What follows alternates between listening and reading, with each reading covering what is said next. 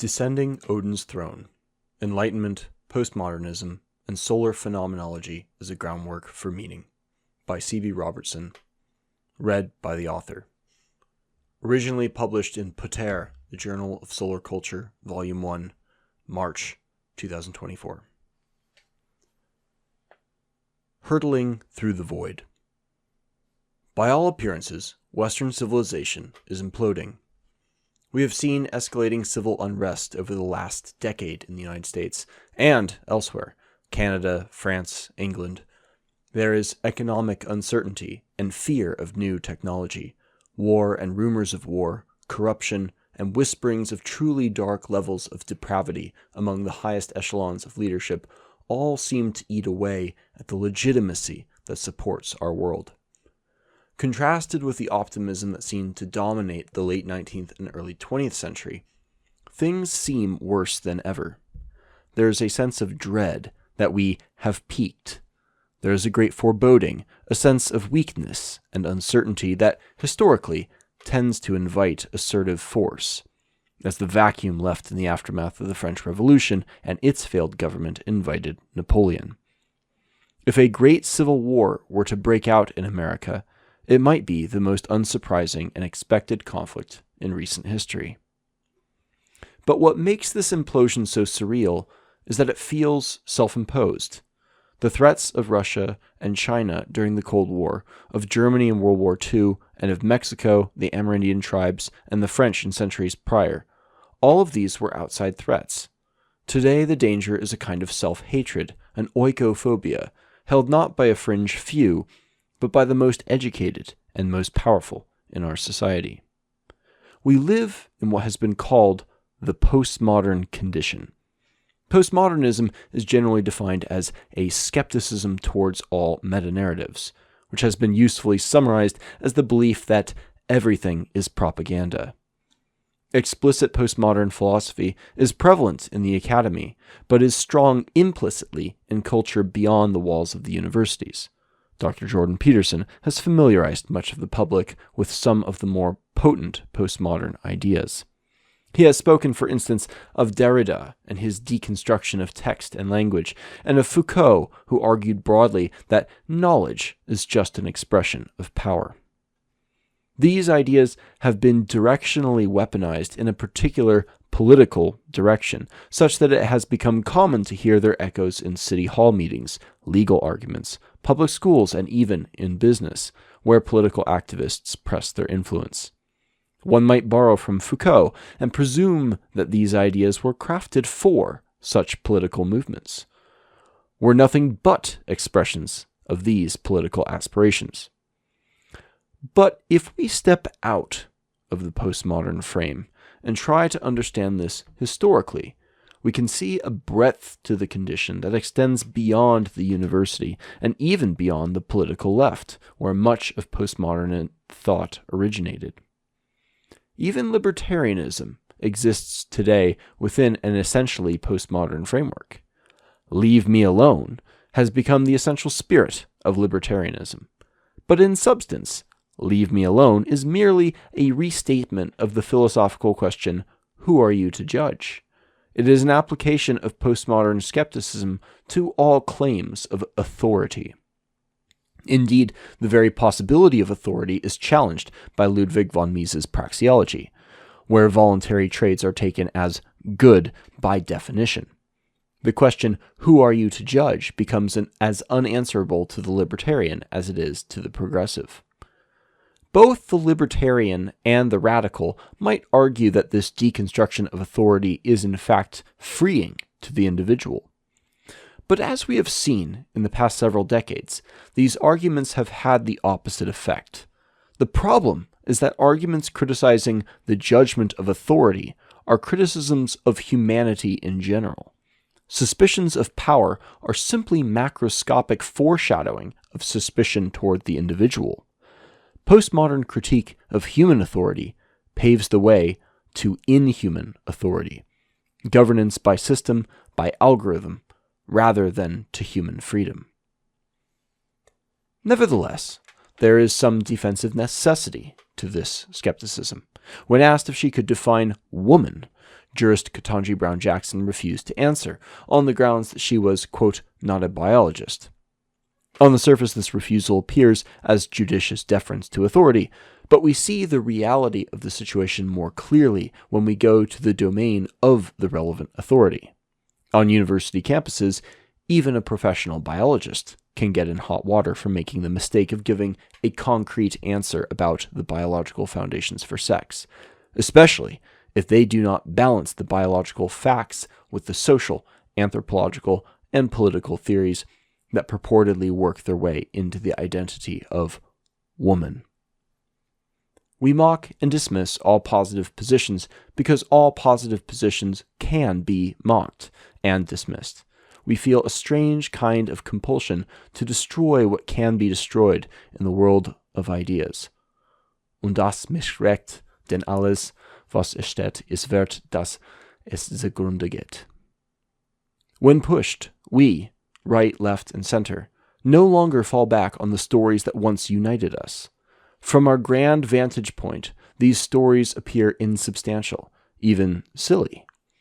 All we have left is this defensive postmodern skepticism, or else we too risk destruction, along with the myths that we might find ourselves attached to. To avoid dying with our illusions, it seems we must ourselves become disillusioned. And we are aided along the path of disillusionment by devices in our pockets that grant us access to more information than we can even comprehend. Jack Donovan wrote about this as the Hlidskjalf dilemma, which forces us to confront not merely one belief, but all systems of belief. We can see, as if from Odin's throne high on the mountains, the whole world, and indeed all of time. Yet seeing a given story in comparison to other places, other stories, we see the parochialism, the incompleteness, even the falsehood of all these stories, of all the myths that oriented us in the world. From high enough, all personal perspectives look pathetic and stupid and worthy of destruction. Now, from this position of a god, we experience the world in the state described by Nietzsche as the death of God. Quote, "But how have we done this? What did we do when we unchained the earth from its sun? Whither is it moving now? Whither are we moving now? Away from all suns? Are we not perpetually falling, backward, sideward, forward in all directions? Is there any up or down left? Are we not straying as through an infinite nothing? Do we not feel the breath of empty space?" End quote. This essay attempts to trace the story of how we did this, how we arrived in a postmodern condition with the death not only of God, but of truth, and to provide a framework for how we might move out of this darkness. In part 1, I will demonstrate how the pursuit of objectivity, reason, justice, and truth, indeed all of Western philosophy, was ultimately driven by the desire to eradicate vengeance and the blood feud. We'll retrace the origin of these ideals through the wars of the 20th century, through the Age of Reason, all the way back to ancient Greece and the myths on which the objective of reason was built. In part 2, we will explore the ways in which mathematics, language, and perception reveal the limitations of objectivity which prevent it from achieving its aims. In part 3, I will offer an alternative foundation for Western philosophy in the form of solar phenomenology, which offers a new orientation toward the world, one which rejects philosophical idealism and objectivity in favor of our own subjective nature and the knowledge that this subjectivity permits. Part 1. The birth of postmodernism out of the Age of Reason. Our investigation into the origins of postmodernism begins in the 20th century. The word postmodernism was coined in 1979, but the postmodern sentiment of disillusionment and suspicion was born decisively in the aftermath of the Second World War. What we now call World War I was initially called the Great War and was imagined by many to be the final war. There were hopes of greater international cooperation and unity, that the last shreds of petty nationalism might die in the trenches of the Somme. But instead, It was swiftly followed by a second, equally terrible war, culminating in the use of the most destructive weaponry the world had ever seen. And World War II segued almost seamlessly into a Cold War, which was itself anxiously experienced in the light of the blinding memory of Hiroshima and Nagasaki. To understand how a great war could cause such disillusionment, one has to understand what these thinkers were abandoning, the modernism which the war drove the postmodernists past. What they tried to abandon was the project of the Enlightenment. The Enlightenment is also called the Age of Reason because its essential spirit was a faith in the power of human reason. It is usually described as beginning with René Descartes in 1637 in his Discourse on Method, because his skeptical approach to knowledge ultimately picked up the entire edifice of human knowledge and moved it from the old foundation of myth to a new foundation of reason. Descartes' declaration, cogito ergo sum, remains one of the most profound pronouncements in Western philosophy, not because of what it says, but because of what it does. Coming from a world that had God as its center, Descartes shifted the foundation. Through a systematic distrust of the senses, the pursuit of certainty turned inward, and the reasoning mind of the individual became the bedrock. Perhaps I am being deceived, but I know there is at least an I that is being deceived. He believed he had found certainty in a hurricane of uncertainty, and used this point of certainty as the launching point for all further investigations. He retained God, but God was now grounded in reason, rather than reason being grounded in God. Descartes' discourse in the 17th century marks the conventional beginning of the Enlightenment, but his line of thinking was well received in no small part thanks to 200 years of priming. The Renaissance of the preceding centuries had seen the gradual reintroduction of Greek language and texts into European culture. This revival expressed itself in art and in architecture and also in philosophy. And indeed, we find even Descartes' famous idea, grounding even the gods in reason, in seedling form within the Platonic dialogue of Euthyphro. There, Socrates asks whether the gods love something because it is good, or if something is good because it is loved by the gods. Merely asking the question seems to shift the foundation, subjecting the gods to human judgment rather than viewing the gods as the standard against which judgment is made. It is unclear whether Descartes was directly influenced by the Greeks. It is more clear that the rest of Europe was inspired by this rediscovered world of thought and literature. It is not an exaggeration, then, to say that the Age of Reason originated not with Descartes, but with Socrates. The recovery of the writings of the Greeks provided a backdrop, if not a direct influence, for a resurgence in interest in the pursuit of reason and objectivity. Even the radical skepticism and doubt which characterized Descartes' discourse mirrored the doubt and skepticism that drove Socrates in his questioning of the people of Athens. So postmodernism emerged after the Second World War in the 1940s as an expression of profound disillusionment with the Age of Reason. The Age of Reason grew out of the 17th century as a culmination of a revival of Greek ideas that had taken root back in the 4th century BC. This Enlightenment was characterized by a faith in the salvific power of reason. So again, we must ask, why did a war destroy this faith in reason? What does conflict have to do with truth? Peace, justice, and the spell of Aeschylus. To understand the significance of World War II to the Enlightenment faith and reason, let us explore the reason of the Greeks that Europe had uncovered as a prelude to this age of reason. It is no exaggeration to say that European culture is a blood descendant of Greek culture. Even before the discovery of Homeric texts, Achilles and Hector were well-known characters in European folklore. Hector was, in fact, the first of the 9 worthies that set the example for all European chivalry. The biblical New Testament was recorded in Greek, making the Greek language as much the linguistic home of Christianity as Golgotha or Bethlehem might be its geographic home.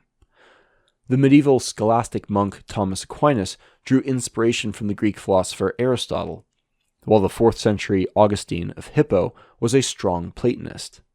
Even the theological debates at the highest levels of European Christendom were iterations of debates between pre-Christian Greeks.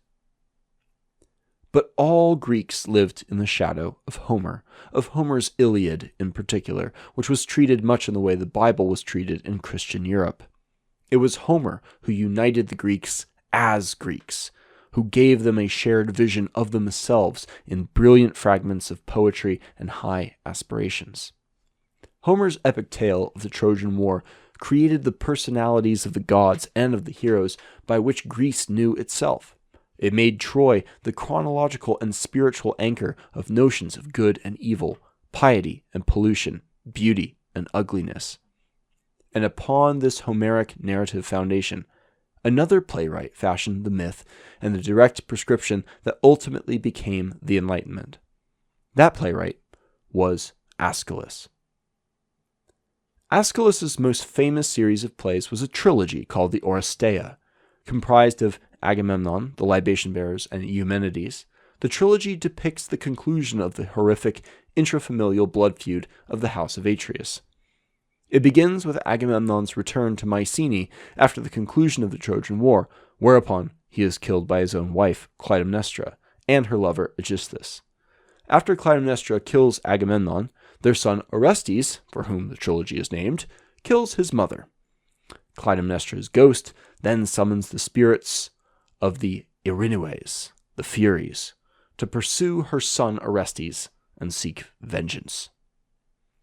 Just as the Furies are about to overtake Orestes, he takes refuge in a temple of Apollo, and Athena intervenes.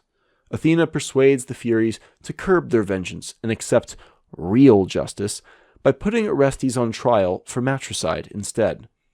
The trial eventually delivers a 7-6 not guilty verdict, and while the Furies are not happy about the outcome, they accept the verdict and are transformed into Eumenides, those of good intentions. In this way, the blood feud was resolved. It cannot be overemphasized how profoundly Aeschylus is legitimized by Homer himself, in the way that the themes of Aeschylus are mirrored in Homer's epics. At the end of Homer's Odyssey, we see Athena intervene in a manner similar to Eumenides. After Odysseus and his son Telemachus kill the suitors that had been courting Penelope, the families of some of the men arm up to seek vengeance against Odysseus. They are about to fight when Athena appears and calls the conflict to a close. In the Iliad, we find the most poetic effort and power put into the creation of Achilles' shield. Over the course of 129 lines, this description includes, among other things, the following depiction of Hephaestus' handiwork. On it he wrought in all their beauty 2 cities of mortal men. The people were assembled in the marketplace, where a quarrel had arisen, and 2 men were disputing over the blood price for a man who had been killed. One man promised full restitution in a public statement, but the other refused and would accept nothing. Both then made for an arbiter to have a decision, and people were speaking up on either side to help both men. But the heralds kept the people in hand, as meanwhile the elders were in session on benches of polished stone in the sacred circle, and held in their hands the staves of the heralds who lift their voices. The 2 men rushed before these, and took turns speaking their cases, and between them lay on the ground 2 talents of gold to be given to that judge who in this case spoke the straightest opinion. This passage depicts, in the dreamlike form of a craftsman's art on a shield, the very first trial by jury. It describes justice in terms of dike, which Lattimore translates as straightest, which is compatible with, yet nonetheless different from, the Furies' notion of justice as vengeance. Graignage defines dike as justice or judgment, and in some contexts means straight. Quote, We see at work here a metaphor that pervades the Hesiodic works and days. Dike, or justice, is straight and direct, or unidirectional, whereas hubris, as the opposite of justice, is crooked and indirect, or multidirectional. The etymology of the noun dike, derived from the verb diknunai, which means to point or to indicate, shows built in the idea of direction, directedness. End quote. It is notable for our common understanding of justice that the opposite of dike is hubris, a word which has maintained its moral connotations into English over 2,800 years. Hubris is arrogance and an outrage against the gods, but in its original meaning implied an excess in direction or even growth. While dike is not identical with moderation, it is fair to say that moderation is also an opposite of hubris. But this notion of justice is not the same as that held by the ancient Furies. To the Furies, vengeance is justice. Even the Iliad carries this idea in its first word. Menes is usually translated as anger or wrath or rage, but it is a much heavier word in ancient Greek than any English translation can convey. Leonard Molnar describes menace as an irrevocable cosmic sanction that prohibits some from taking their superiors for equals and others from taking their equals for inferiors. This sanction carried indiscriminate collateral damage as retribution not only against the guilty, but against everyone. The enforcement of justice was vengeance, no matter the cost. Fiat justitia ruat caelum. Or, as Nietzsche puts it more simply, what justice means to us is precisely that the world be filled with the storms of our revenge. What Aeschylus does in the Oresteia is remarkable. He creates a new purpose of justice, to end the blood feud. The aim of this new justice is not the repayment of debts, but peace. To Aeschylus, dike becomes something like moderation, justice in the sense Plato meant in the Republic, where it was written dikaiosune, which was not a connotation that justice had carried before. Such a notion was certainly not embodied in the Vengeful Furies. There, dike carried only its direct meaning of straightforward. An eye for an eye is nothing if not direct. But this new justice of Eumenides was not about repayment at all. It was rather a kind of disposition, adopted as a means towards an end, namely, civilization.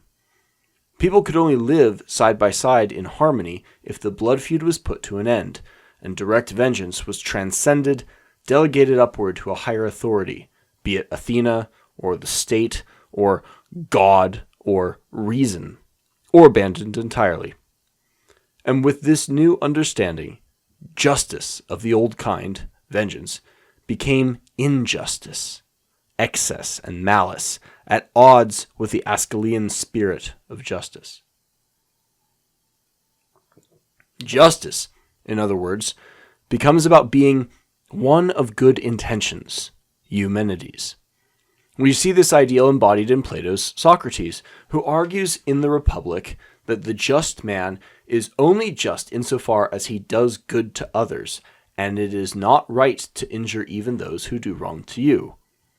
Quote, then if someone asserts that it's just, dikaion, to give what is owed to each man, and he understands by this that injury is owed to enemies by the just man, and help to friends, the man who said it was not wise, for he wasn't telling the truth.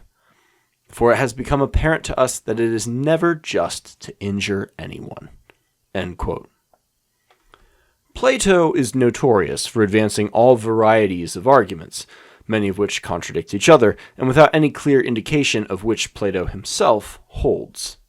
Nevertheless, the ideal of he with good intentions as the just man was certainly a view held by many of his day, including his instructor Socrates.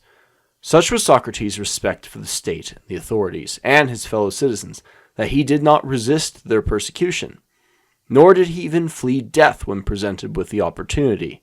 His compulsion to philosophize, even at the cost of his own life, was built upon the conviction that his efforts were a service to his city.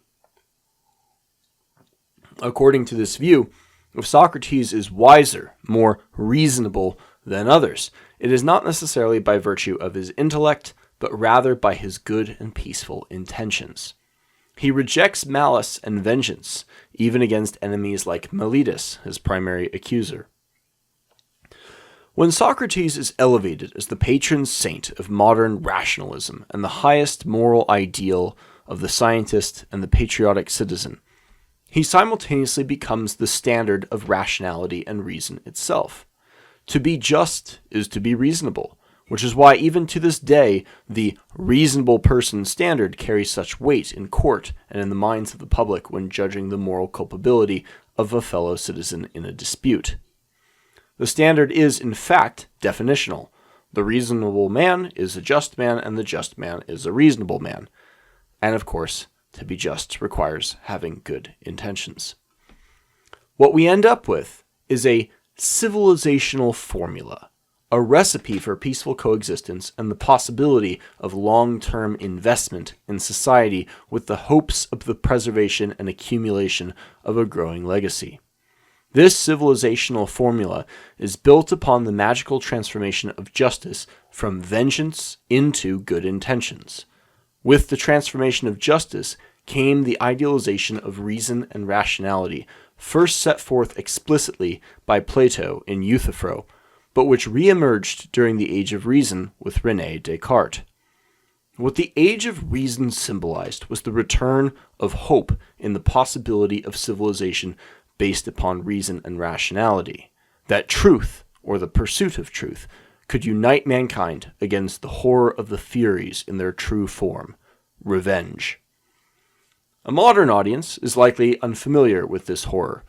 We have this civilizational formula to thank for our unfamiliarity, and we really should be grateful, given the kind of world our ancestors likely lived through. Quote, "But where do we look when we are no longer led and protected by the hand of Homer, striding back into the pre-Homeric world? Only into the night and horror, into the products of an imagination accustomed to the horrible.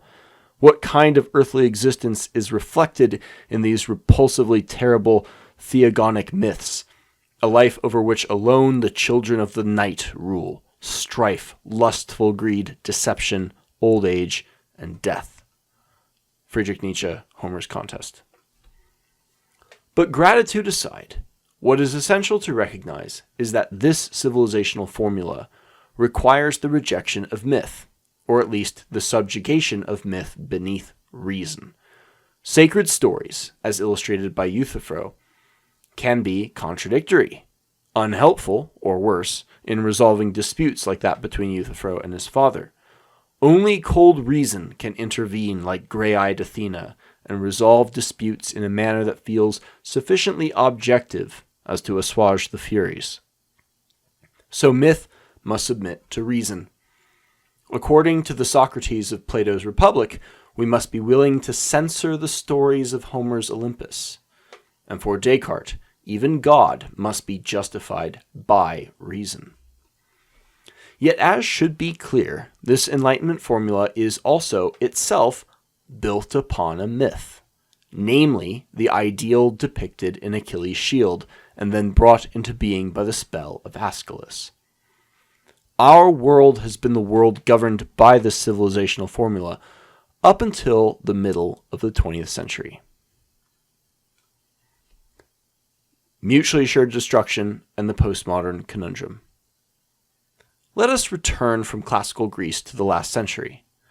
The decades after World War II saw much skeptical speculation about the limitations of reason. The Germans were, prior to the war, looked upon by much of the world as leaders in the domain of reason, not only for their technological, industrial, and organizational superiority, but also because of their accomplishments in art, literature, and especially philosophy. Indeed, the philosophy of the 18th, 19th, and early 20th century were dominated by Kant, Hegel, Schopenhauer, and Nietzsche, as well as Husserl and Heidegger, who we will return to later. Yet these heights of reason and thought did not stop them from holding on to the grudges from the First World War, nor did it prevent them from invading Poland in 1939. And worse. The problem was not the Germans per se. The problem was all of humanity as demonstrated by the Germans. The end of the war brought no relief either. The presence of nuclear weapons had changed things. After the destruction of Hiroshima and Nagasaki, the threat of total annihilation hung over the world like a radioactive sword of Damocles, and over Russia and the United States in particular.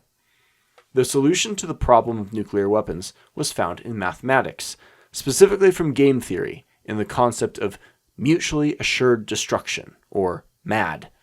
The idea is that if the threat of annihilation is matched with reciprocity, if you kill us, we'll kill you too, then paradoxically, all of the killing will, hopefully, be avoided, at least so long as the threat is believable. It was a philosophy of deterrence taken to its final conclusion and test. So far, it seems to have worked.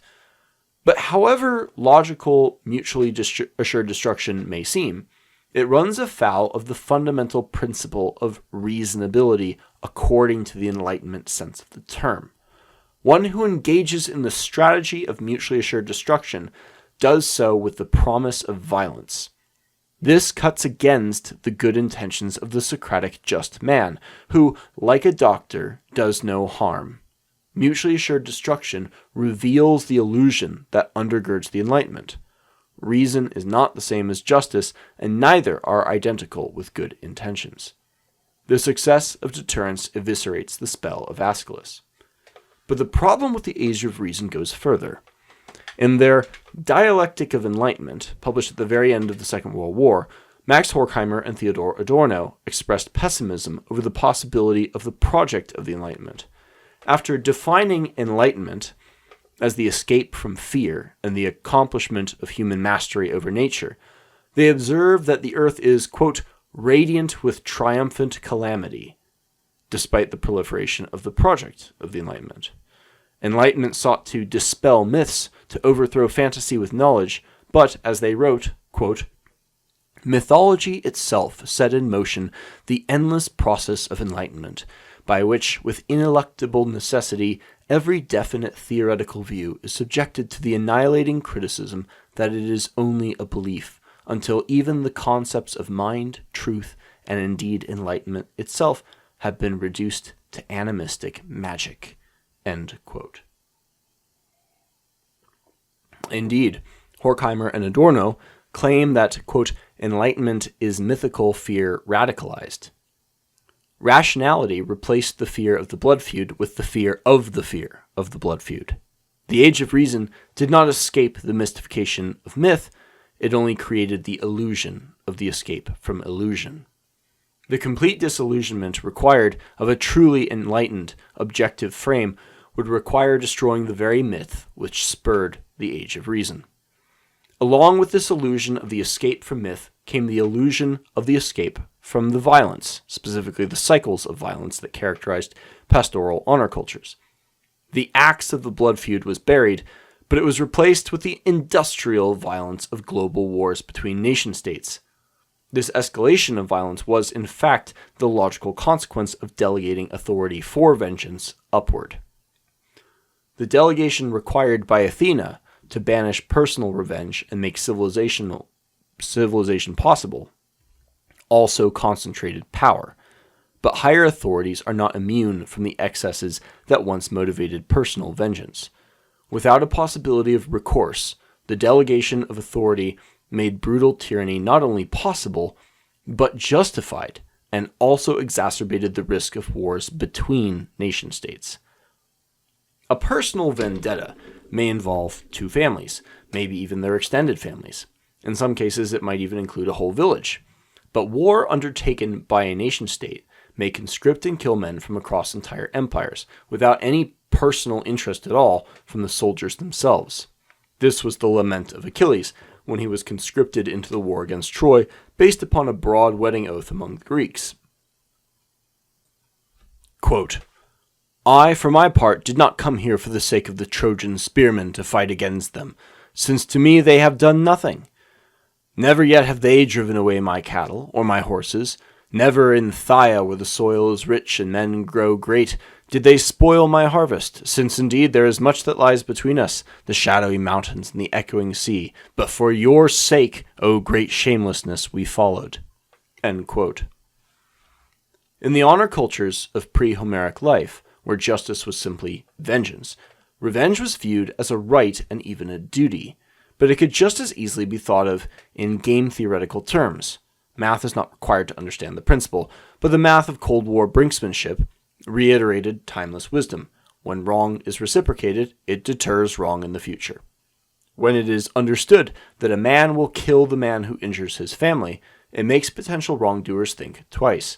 Perhaps the reason vengeance was personified in terrifying pre-Olympian deities like the Furies was because vengeance works, and was known to work since before the Greeks knew the classical pantheon. The logic of mutually assured destruction in the post-World War II age brought society back into a feeling of pre-civilized posturing in violence, overtures to ill intentions and recklessness, even questionable sanity. As Horkheimer and Adorno described it, it is as if Enlightenment gave way not to a truly human mode of existence, but to a, quote, new kind of barbarism. But this barbarism is simply the coldness of the objectivity sought for by the Enlightenment. The good intentions that were associated with peace among individuals turned out to be counterproductive to the project of peace at scale. Indeed, reason itself split good intentions from peace. But perhaps most importantly of all, this divergence itself revealed the aim of peace to be subjective, not objective. And so the Age of Reason has had to fall back upon its final redoubt, numbers.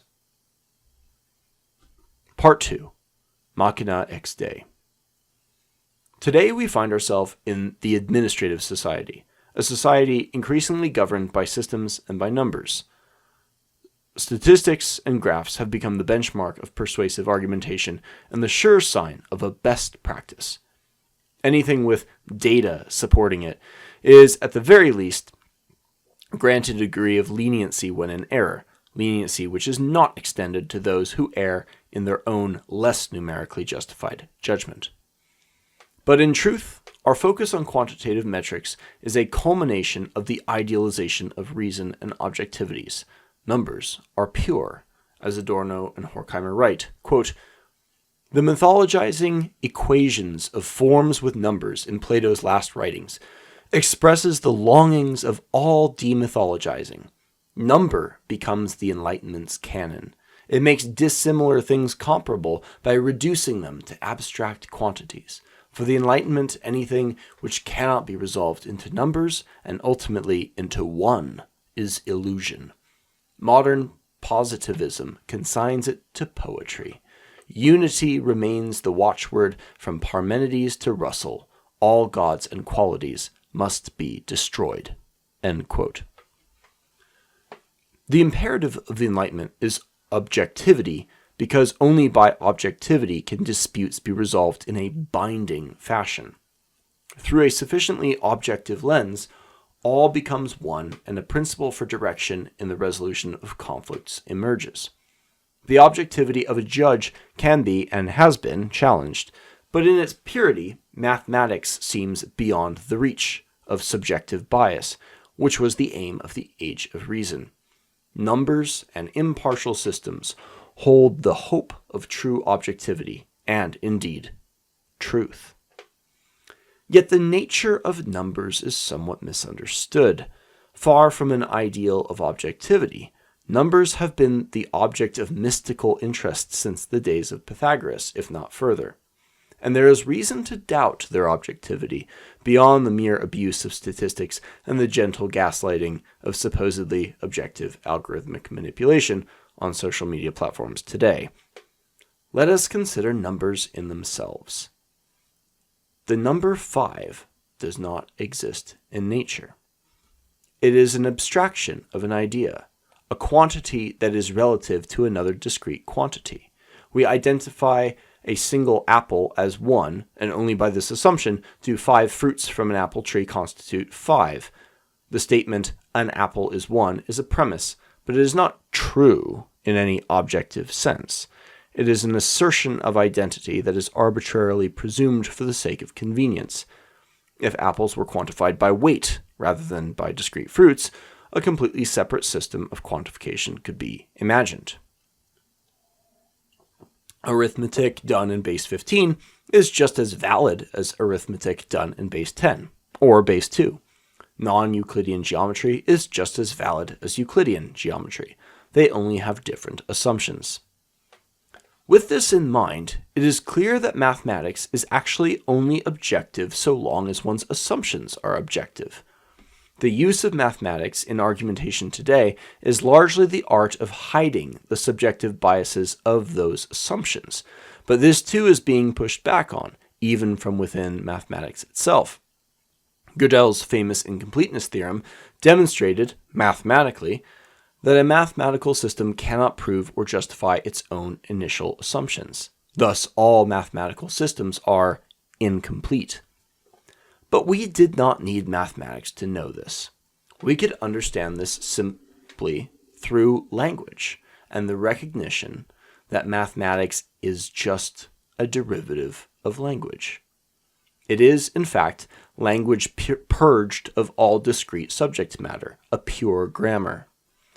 This can be understood when we think about the purpose and application of mathematics. Mathematical identities, like 5, are not even representations of things, but representations of ideas or categories. These identities are the linguistic representation of a form, which permits mathematics to be universal and to apply across all languages, like grammars. But the representative nature is the same as it is with language proper. Mathematics has simply reduced this representative substitution to the minimum signs necessary for logical evaluation. It is easily understood that all mathematical statements can be rewritten in conventional language, but it is equally true that all conventional linguistic sentences can be rewritten into mathematical statements, so long as the sentence is grammatical. There is no difference in form, grammar, between P equals Q and all men are mortal. The former is, in fact, the purely grammatical representation of the latter, the mathematicalization of a linguistic sentence. All that has happened is the words of the sentence have been replaced with mathematical symbols representing the grammatical category. One must only accept a loss of semantic precision as the discrete representative words are replaced with stand-in categories such as X or Y, and the nature of mathematics as pure grammar comes into focus. One knows less of the substance that is meaningful to humans when all men are mortal is rewritten as P equals Q, but the translation is correct. Because these categories are grammatically universal, they often seem more objective and true than mere words. It can feel as if our construction of mathematical formulas are not constructions, but discoveries, as if a squared plus b squared equals c squared existed in the universe prior to mankind. But this is not true, because as with numbers like 5, our formula is not identical with the relationship it represents. Indeed, even the triangle, with which a squared plus b squared equals c squared describes, does not exist in the world. It is delineated by us, arbitrated into existence when we say, let us call these 3 points a triangle. And a squared plus b squared equals c squared helpfully tells us about the relationship between the arbitrary sides created by these arbitrary points. The relationship existed before our mathematical description of it, but the triangle itself did not. With this in mind, the notion that we discover these mathematical principles becomes circular. We only feel like we discover mathematical formulas rather than create them when we confuse our own mathematical presuppositions and axioms with objective reality, or confuse the letters on a piece of paper with the world we are attempting to model. If our presuppositions correspond closely to reality, then the mathematics we derive from these systems can be extremely useful. But the pure objectivity that we strive for in the world of mathematics can never give us these presuppositions.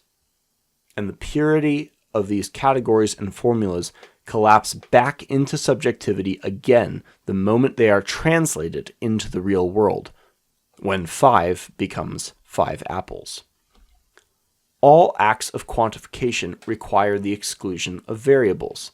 A nation's GDP, for instance, implies an equation of national health with the movement of money. Economists will say that, of course, GDP does not really measure national health, only the movement of money, but the reason it is brought up in the first place is because the movement of money is treated as though it were a kind of heuristic for national health. The particular operational definition of a term is strategically swapped with the sense in which it is used in actual application. When it is spoken about with weight, as though it mattered in the physical world, as though these two senses were the same. Economists will generally agree that the nation is economically healthy when the GDP is up, and only retreat to the technical meaning, with its merely technical significance, when the equivocation is pointed out. Yes, psychological health is down, addiction and suicides are up, divorce is up, general satisfaction is down, employment is down, civil unrest is at a 150-year high. GDP is just one metric. All quantifications are like this. This is not to say that quantitative analysis cannot be useful. The game theory behind mutually assured destruction has worked quite well. It only means that quantitative analysis can never be sufficient in understanding a field because the conversion of things into numbers is a reduction, and one cannot know in advance the significance of what is erased for the sake of clear mathematical simplicity. The systems we have created, increasingly governed by computer algorithms, suffer a similar problem. They can never be complete, and subjective bias often hides in the forgotten incomplete assumptions. Mathematics still holds a kind of mystical enchantment over much of the world, and systems built upon mathematical principles govern much of our society today. The logic of the Enlightenment requires it. Since Aeschylus's transformation of justice, we have created a machine, as impersonal as possible, for the purpose of finding an arbiter of sufficient objectivity to govern our society and maintain peace. This machine kills gods. It has left us in a state of godlessness, floating in the void with our numbers, only to discover that the numbers are not as objective as we had believed, that they are not a path to truth because the assumptions required by these numbers are not relevant, not sufficiently precise, or else the assumption makers are as biased as the rest of the humans whose subjective judgment we sought to escape. Our faith in mathematics and the power of numbers has not yet been shattered, but it is only a matter of time before enough sophisticated mathematical models fail, perhaps in the domains of economics, medicine, and climate science, before faith in models generally collapses. Then the persuasive power of number as a benchmark for objective and unchallengeable truth will also fall. Truth in the problem of language. The appeal of mathematics stems from conflating universality with truth. When the subjective axioms are forgotten, one can sometimes experience a kind of dizzying, mystical experience in mathematics, as though one is glimpsing truth itself. But as we have seen, the universality in mathematics is contingent upon axioms which are themselves not mathematically derived, as well as the more menial and equally non-mathematical translation back and forth between the world of matter and the world of numbers. Both the delineation of axioms and this process of translation fall into the domain of language. Even seemingly invincible axioms, such as 1 equals 1, must retreat into the murky waters of language if anyone asks, and what is 1? Tautologies are only tautological by definition, and may not be practically useful or even descriptive of reality beyond a hand-waving, let us assume. In short, mathematics is both a derivative of language and ultimately only valid in application contingent upon language. So where does this leave us in the pursuit of objective truth? The trouble with language as a mechanism for the pursuit of truth is that language is representative. As with the initial axioms of mathematics, the value of language only extends as far as a word corresponds with the thing it is representing, chair accurately conveying the object one might happen to be sitting in. But because these verbal or written representations are agreed upon and arbitrary, they are not universal in connotation or even denotation. Words are not and cannot be truly objective. This brings up a question even below the suspicion of the objectivity of mathematics. Reason, good intention, and objectivity all point toward this notion of truth, a word we have referenced but which has not been defined. We are entitled to ask with Pontius Pilate, of one who claimed to testify to the truth, Tiestin aletheia. What is truth?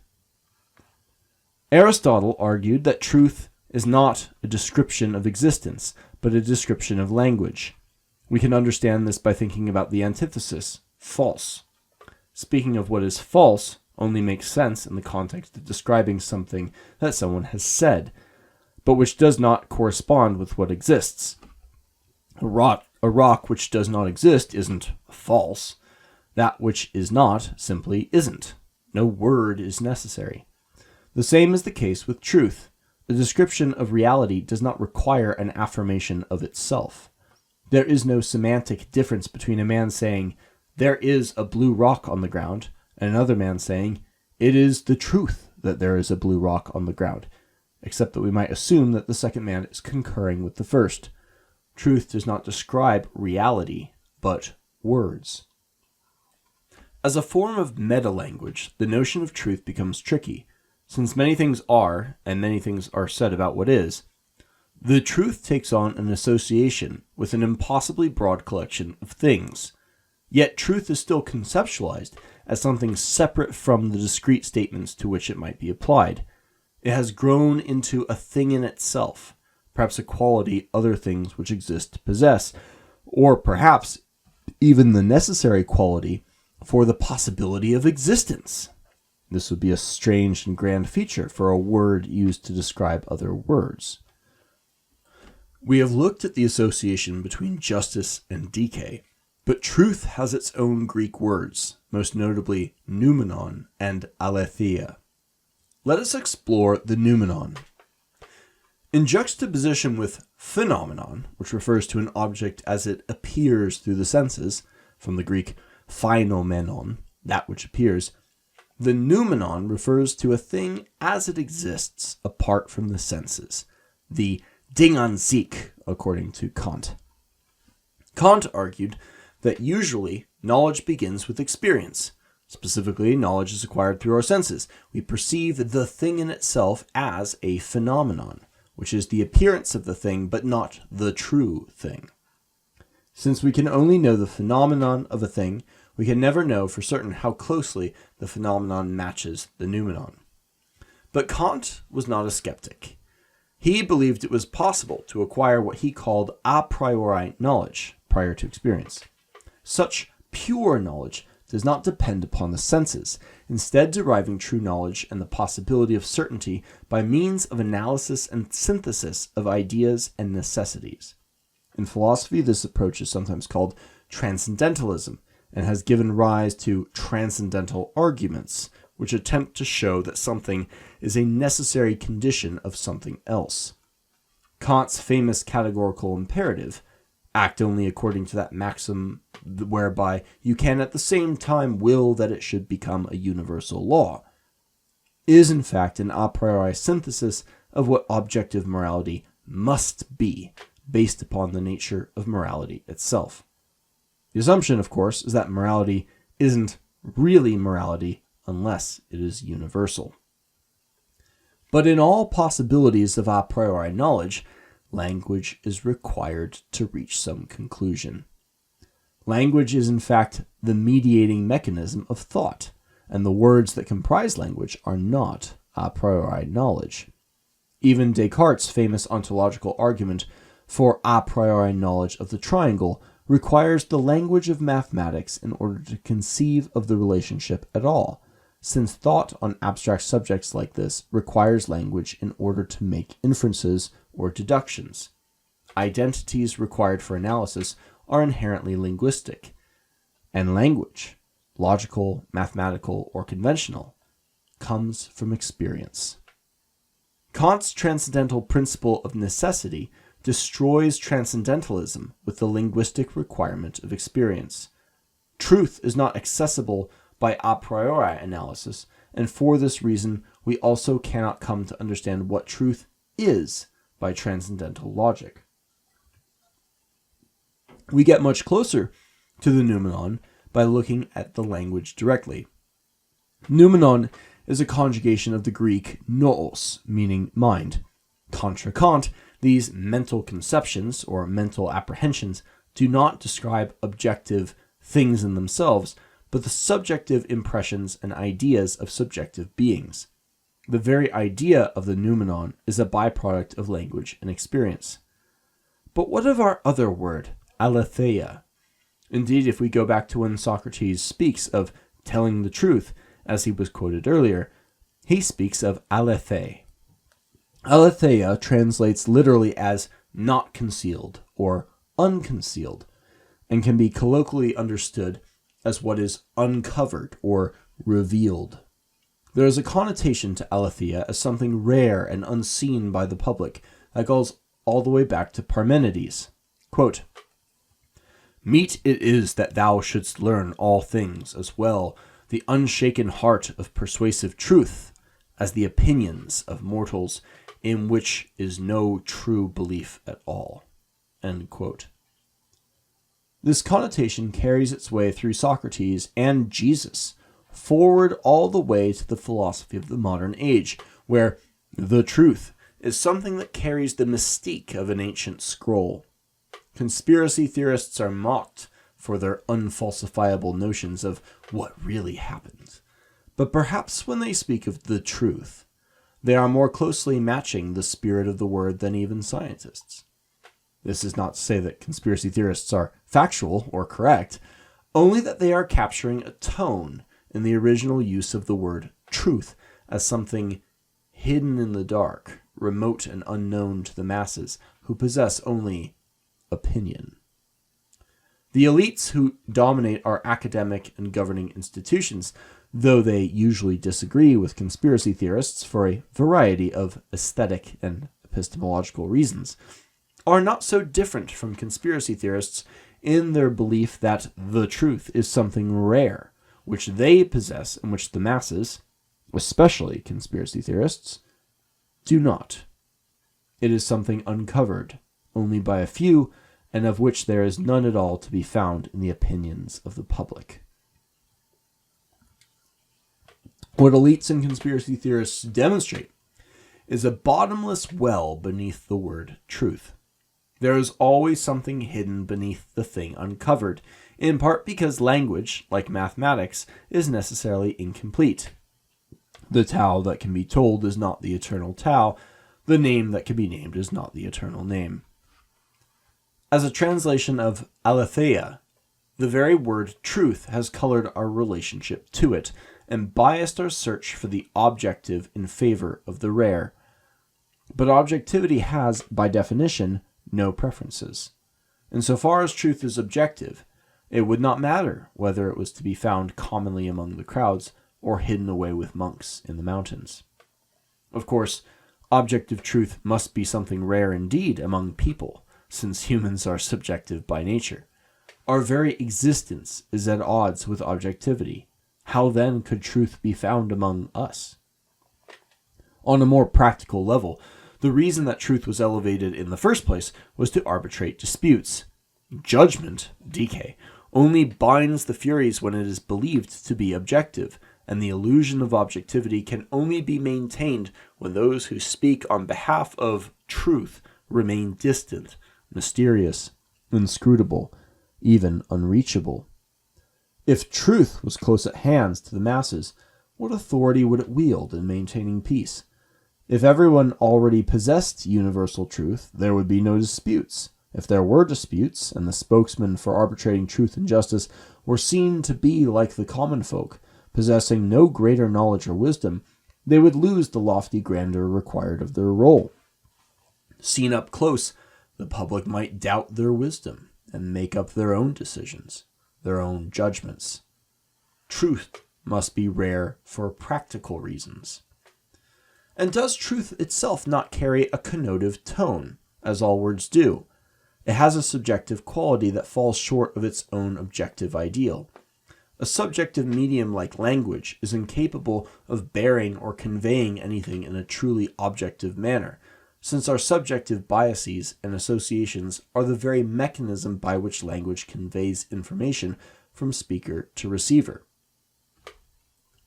Understanding the nature and trickiness of language truly is key.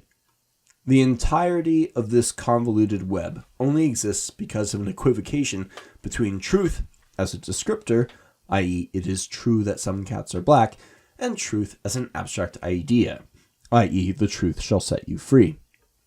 When one considers these two senses of the term, there is in fact no overlap in meaning between the two at all. What is implied in the breadth and depth of the truth is completely different in meaning and tone from anything that could be described in a discrete true statement. Even a commitment to tell discrete true statements, or at least not tell false ones, falls short of the full meaning of the grand truth, since true statements can be misleading, and in any case cannot convey the full truth. Conversely, it is sometimes possible to convey something true by means of a fiction. The mechanism of illusion has been to define truth as a foundation for the possibility of discrete truths, as if the two were related. Truth is then asserted to be identifiable through coherence and internal consistency, according to certain presupposed axioms. Perhaps one of these axioms is truth itself. These axioms serve as the mooring threads, and from there the rest of the linguistic spider's web eventually spins itself. But for all that sticky thread, true is still just a linguistic category for distinguishing correct statements from incorrect ones. Truth is not a category of existence. That which exists simply is, regardless of what words we use to describe it. Myth and ritual in the origin of language. There have been attempts to conscientiously shape language in a more objective direction, or form new languages ex nihilo for a more enlightened future population. Esperanto in particular comes to mind.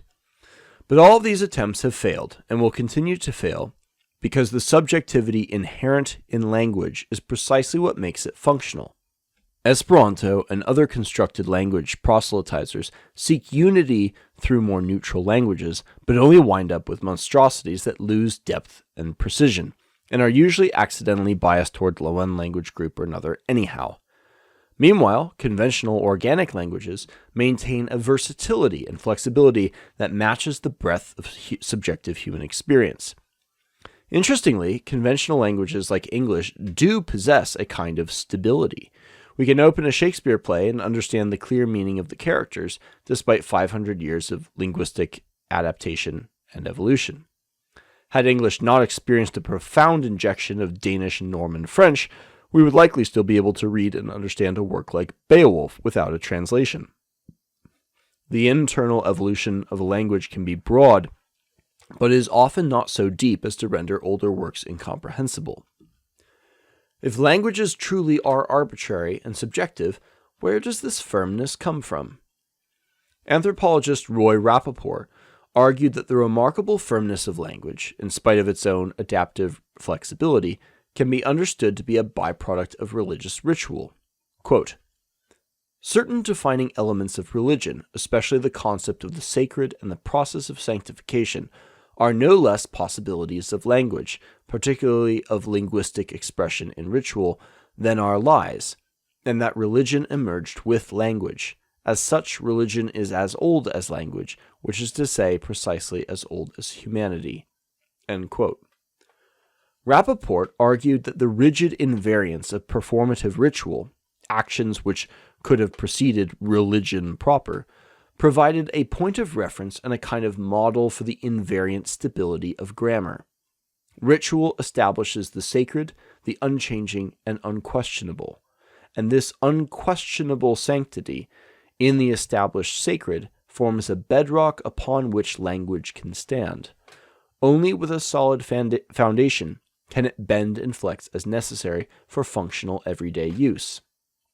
If, for example, you heard someone say, "I gamboozled the most delicious goose yesterday," the invariant structure of the sentence, combined with the known semantic meaning of words like delicious and goose, provide a fairly reasonable guess as to the meaning of a nonsense word like gamboozled.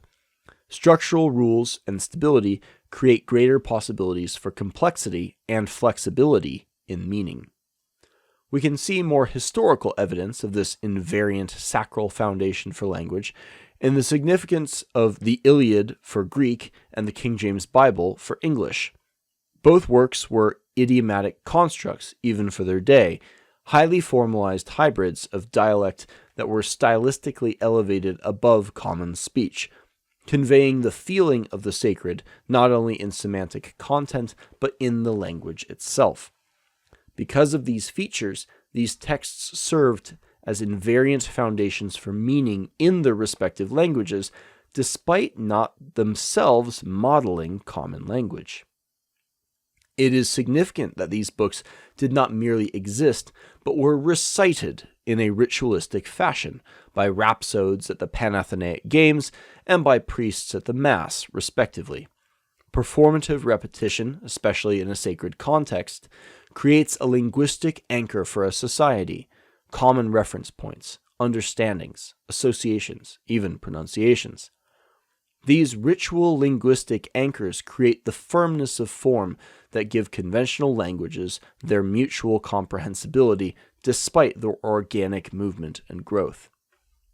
Now let us return to the Age of Reason, because it is through the examination of language that the tragedy of the Enlightenment comes into clearer focus. The fear of the blood feud led to a delegation of authority upward. The judgment of the higher arbiter required objectivity, and objectivity required the breaking of illusions and myths, which might have justified or sanctioned individual retribution. With the toppling of myths came the abandonment of rituals that were associated with myth, and ultimately the setting of the sun into a postmodern condition, a cold night of meaninglessness. We feel this void in both our art and our language, and our experience reveals the connection between these two things.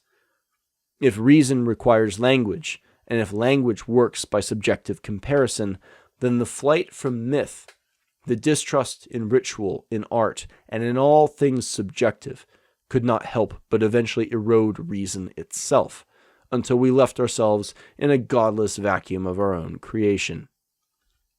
This deicide was certainly not intended by the Greeks of the classical age or the Europeans of the 17th and 18th century. The wise men of the past were, by all appearances, simply seeking to mitigate the worst evil of their own days, the blood feud. Indeed, they succeeded in concluding the blood feud. They just could not have imagined the cost. Movement toward a collapse of language itself, as the subjective foundations of human experience are rejected in favor of increasingly sterile and cold notions of objectivity. It is probably impossible for a full collapse to happen. Subjective beings like us are not likely capable of such a thing, even if we wanted that. But we experience the movement in that direction as a growing feeling of disconnection, distrust, and isolation from others and from ourselves. The question for us is, what do we do now? Part 3. Phenomenology. We find the trailhead to a path out of the postmodern condition in a late 19th century philosopher named Edmund Husserl. Husserl was a mathematician who recognized the trouble that Western philosophy was in, even before the beginning of World War II. He began his philosophical writing with an exploration of the psychological foundation for mathematics, but this gradually expanded into a broader philosophical project. Husserl sought to provide a new foundation for the edifice of Western philosophy, not on reason with Descartes, but on subjective experience itself. Husserl called his systematic, objective approach to studying subjective experience phenomenology, deriving its name from the study of appearances. He believed that the path to real knowledge had to begin not by evading our subjective experience, but by facing it directly and systematically. Husserl's approach was, in many ways, itself a symptom of Enlightenment thinking, but his concern was that contextualization in the domains of history, psychology, colloquially called historicism and psychologism, and even science would erode the possibility of knowledge, perhaps anticipating Thomas Kuhn's postmodern deconstruction of the psychology of science by several decades. He saw the way in which reason created tools of analysis that undermined the possibility of reason. It was Husserl's hope that through a systematic study of our own experience of the world, we might develop a science of experience which could then form a foundation for knowledge and save philosophy. While Husserl's yearning for a foundation for certainty put him in line with Enlightenment thinkers like Descartes and Kant, his pursuit took him in the opposite direction, not away from the senses, but toward the senses. This shift in direction required not merely going back to Descartes, but going all the way back to Plato, whose theory of the form set all of Western philosophy on a path of introspective reflection, of turning inward into the mind. Husserl's desire goes beyond reason, seeking to preserve the subjective culture that was built on the back of philosophy. But his shift from the world of pure reason to the world of the senses was still driven by aspirations from the age of reason. Even his understanding of this philosophy, corresponding as it does with our genealogy of reason, justice, objectivity, and truth, does not escape the enchantment of Aeschylus, sifted through several layers of abstraction and historical interpretation. Quote, "Spiritually, Europe has a birthplace.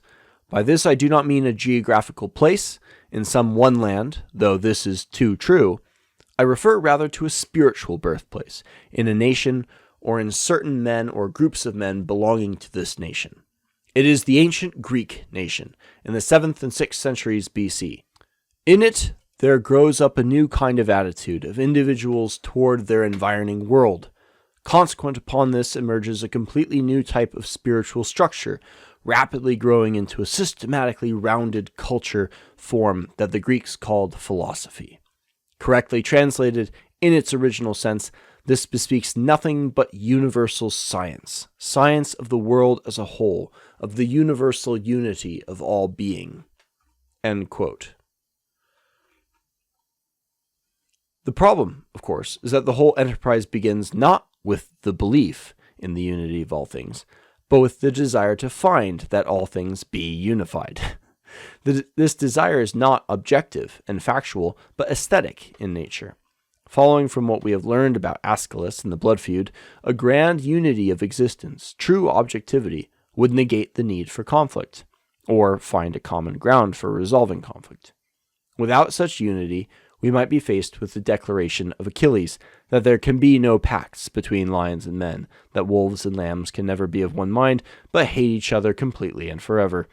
And of course, there is no truly objective reason why conflict should be avoided. Hume's guillotine remains as sharp as ever. Husserl seemed to have an inkling of this. He believed in a rational sense of life, which embraced almost romantic affirmations of culture, and that a naive objectivism threatened this sense of life with a, quote, barbarian hatred of spirit. Though his method failed to preserve this rational sense of life, his shift from the objective noumenon to the subjective phenomenon at least brought those good things in society back into focus, perhaps as something worth preserving. Husserl's student, Martin Heidegger, picked up Husserl's phenomenology and took it in a less scientific direction. Heidegger sought to study being in the broadest sense, but believed we lacked the proper language and understanding to even begin such a study.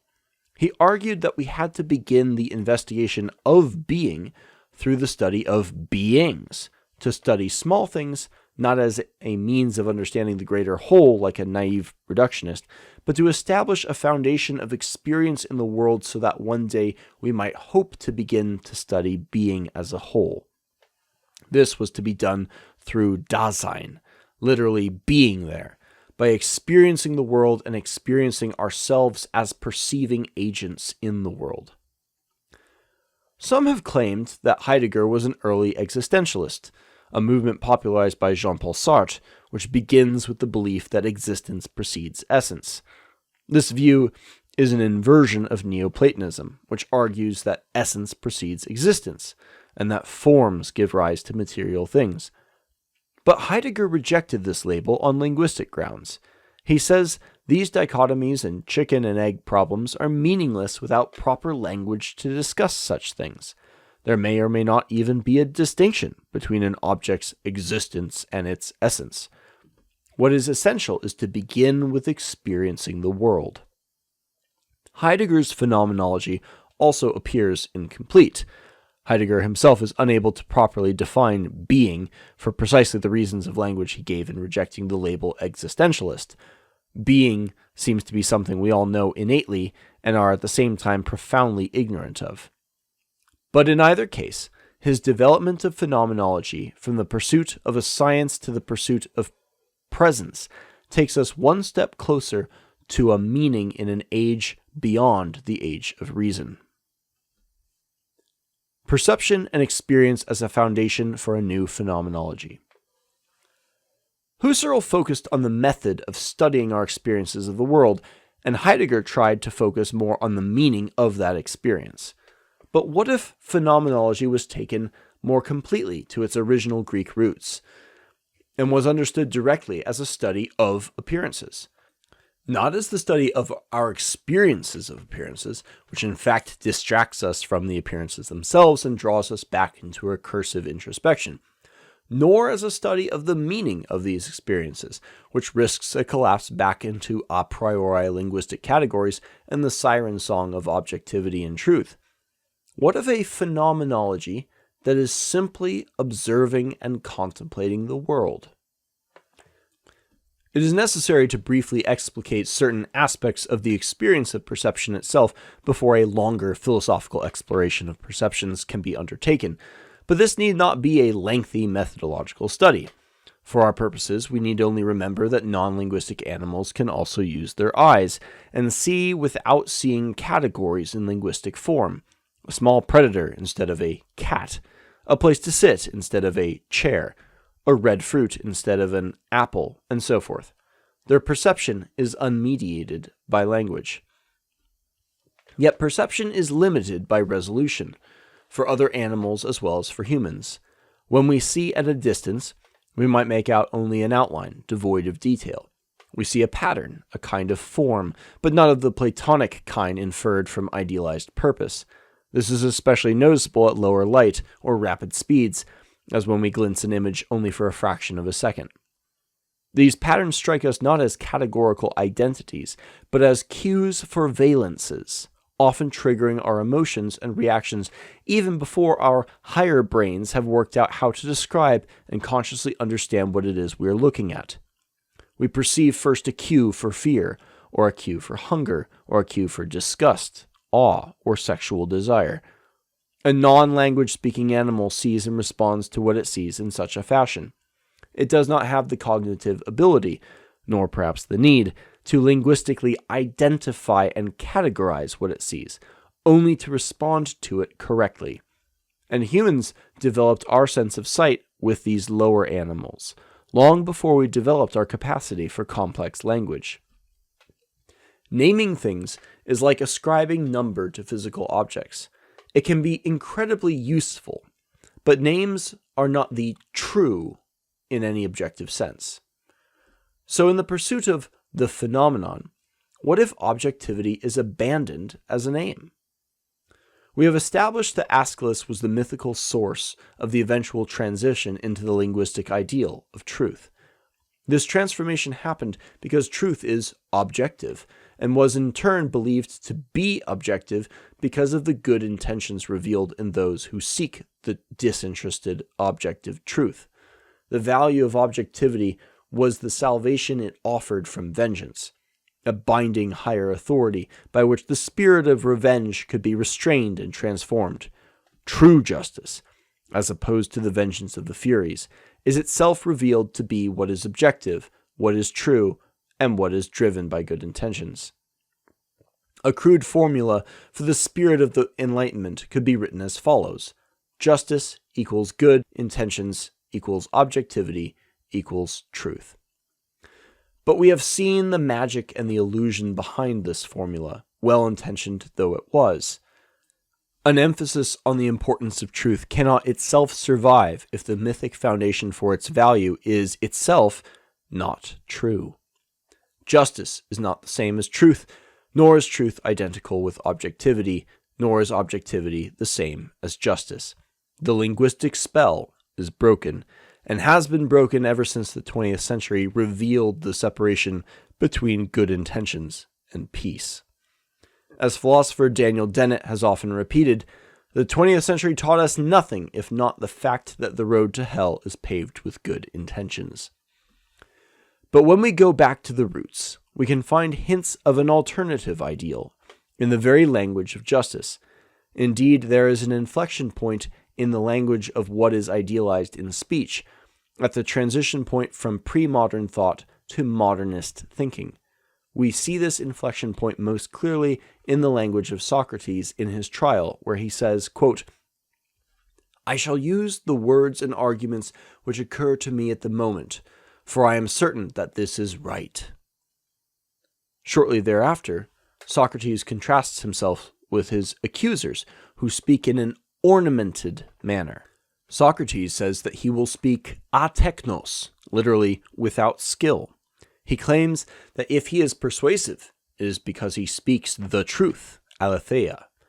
This is a seedling hint of Enlightenment ideas, yet his proclaimed mode of speech champions the pre-Enlightenment ideal of plain and direct speech.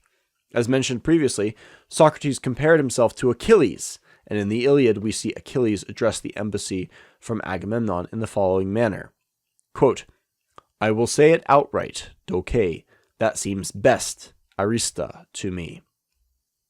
Shining through in the language of Socrates is the pre-Aeschylean ideal of directness, not because it is true in a manner that is binding, because it is objective, but because it is best. Socrates speaks directly because it seems just, but just had acquired its feeling of righteousness because to that point, direct and clear speech was best. It had inherited a positive valence from an older world. As a matter of perception, truth is unknowable, but best is a valence we see or feel directly, sometimes even before we can identify the object of our attention. Unlike truth, goodness, or its absence, is often recognizable directly through our subjective senses. The pre-Enlightenment ideal of speech was not truth, but clarity, clarity being the source of the experience of excellence in speech. This clarity was described as dike, and corresponded with a broader pre-Enlightenment ideal of good, ariston, over the Enlightenment preference for objectivity. What is best is at odds with what is objective, since objectivity is neutrality, while best expresses a subjective preference. Likewise, if truth is something that must be uncovered, and if there is always something beneath the thing unearthed, then clarity in speech is at odds with the valence of truth. Truth must tend toward increasing complexity, toward caveats and layers of nuance and contextualization, as we often see in scientific or technical writing. But clarity speaks directly, dike, without need to affirm itself as true. Some philosophers will say that this notion of clarity as an ideal in opposition to truth is in fact a theory of truth, namely the correspondence theory of truth, as opposed to the coherence theory of truth. But again, if we look to the original usage of truth by those who claim to speak the truth, they were always speaking in opposition to the senses. The very idea of truth opposes the naive correspondence held by the masses, and the word truth is, in any case, not necessary to describe what appears before us. It is sufficient to say, we see this. Against the simplicity and clarity of perception, claims to possession of the truth commit the sin of supererogation. Here we must address perhaps the oldest critique of the philosophers, that we cannot trust our senses. It is said that the senses can be deceived. If we look more closely, we notice that it is not the senses which are unreliable, but our interpretation of the senses. Here we are on firm Kantian ground. Our interpretation of our sense data is drawn largely from experience and pattern recognition. When our senses are deceived, it is because the background experience and knowledge we possess, and through which we perceive the world, is incomplete. This is how magic tricks and illusions usually work. They use our natural experience and pattern recognition skills to trick our mind into inferring something, filling in the gaps in our perceptual blind spots with something intuitive but which did not actually happen. We may feel as if we saw it with our own eyes, when in fact we did not. Once we experience these kinds of deceptions, a natural skepticism comes to inoculate us from the dangers of directly identifying what we think we see with the truth. When watching a magic show or a news report, we might replace the mental thought, "this happened," with "this appeared to have happened." Here, deductive notions of truth are not an answer to illusions, but often the source of them. A highly educated person who sees no other explanation is far more likely to feel forced to accept a false or deceptive conclusion, as if the world were comprised of logical syllogisms. It is often the layman who is content to judge that something seems off and retreat from dubious and manipulative assertions into agnostic skepticism. Not the all-rejecting skepticism of postmodernism, but the discreet skepticism of trusting one's own body and senses. So long as we remember this point, the critique of the reliability of the senses, in correctly deducing truth about the external world, is not a critique of the senses at all, but is in fact a critique of our experience and pattern recognition. If the problem is insufficient experience, then the critique of the reliability of the senses boils down to a complaint about incomplete knowledge. It is a tragic irony that this inadequacy of experience is then used to justify criticizing trust in the very mechanism by which we acquire more experience, the senses. When we frame things correctly and recognize the role that experience plays in both perception and in the, quote, deception of the senses, the critique of the senses becomes circular. The fact that we don't already know everything, in fact cannot know everything, is used to argue that we should not trust our senses at all, and should look for knowledge elsewhere, perhaps into our mind, as though our faculties of analysis and logic were somehow less prone to fault. This is the justification for philosophical systems, grand theories of epistemology, and the vain pursuit of a priori knowledge grounded in coherence models of truth.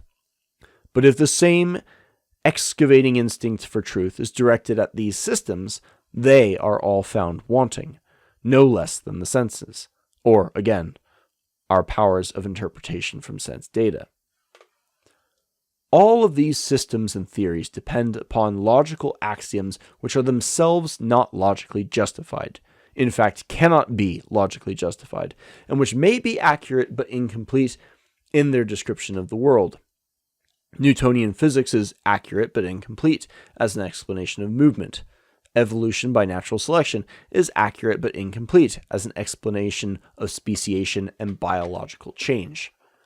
Both Newtonian physics and Darwinian evolution only remain useful when they are understood and applied in the manner that they were discovered, through sense observation.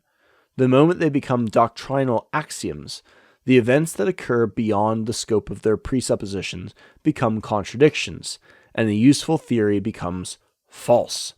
This applies to all grand theories.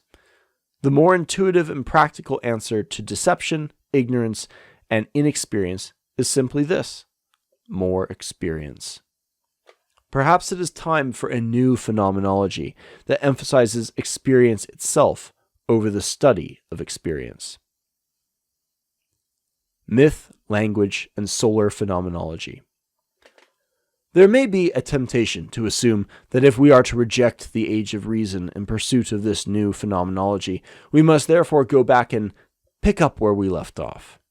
Should we then believe in the myths and the gods that were rejected in the name of reason? If we assume that the pre-Enlightenment ideal was clarity and not truth, as it aligns with our perceptual experience of the world, and if our perceptions begin as valence experiences, then it becomes clear that asking, "Are the gods true?" was always the wrong question. It is an Enlightenment question not suitable for our subjective eyes. We see the heroes of the pre-Enlightenment age described as shining like the sun, or like a god, daimon isos. The implication is that the gods do not exist in the domain of truth, which is not what we perceive anyhow, but rather exist in the domain of valence. They appear as expressions of personified purity of form, which we perceive and share with each other. The grand and terrible powers of the earth have a common experience. The theory of plate tectonics is undoubtedly useful and predictive, but whether or not it is true has little bearing on how we experience an earthquake. The power has a certain character to it, and the ancients gave a name to the pure form of this valence, Poseidon. If we look not to true comparisons in mechanics, but instead to similarities in experience, we immediately understand why the thundering gallop of hooves might cause the ancients to also associate horses with Poseidon, or connect the great eagle, striking suddenly from the sky, with the lightning of heavenly Zeus. In a valence-centered view of human perception, we find a foundation for religious experience, one which is likely similar to that religious experience of the world which existed before the myth of enlightenment set in motion the death of the gods. But this is not a call to return. Perhaps some of the ancients did believe the gods were true. If so, perhaps the elevation of truth and the development of scientific methods for exploring nature has demonstrated that they were wrong. An idea is not more true because it existed in the past. We have seen the shortcomings of elevating truth. Without truth as an ideal, we are left to begin with perception, and with all the subjective experiences that come with it, regardless of what those in the past believed, in all their wide-ranging variety. But perception is not the conclusion. It is only a beginning. The postmodernists were simultaneously right and wrong. They recognized the failure of the Enlightenment, but were themselves so caught up in the ideal of truth and objectivity that they could never let go of the mission, and fell either into a compulsion toward objective nihilism or into a twisting these rationalist ideals into increasingly convoluted and totalitarian systems that they hoped might finally bring about the elusive utopia. We have described how this new phenomenology replaces the ideal of truth with that of clarity, and replaces the pursuit of objectivity with the pursuit of what is best. But there is a third pre-Enlightenment ideal. We must also replace systems with judgment. Judgment, as we have described, was closely related with clarity and goodness. It was how decisions were made without some algorithm or system to make decisions for us. And as we have seen, the subjective assumptions at the root of all systems means that there can be no truly objective system anyhow. Their axioms require subjective judgment. The necessity of judgment is inescapable. Systems can certainly aid us in our aims, but they cannot take away our responsibility in choosing those aims. They cannot replace our mind any more than they can replace our eyes.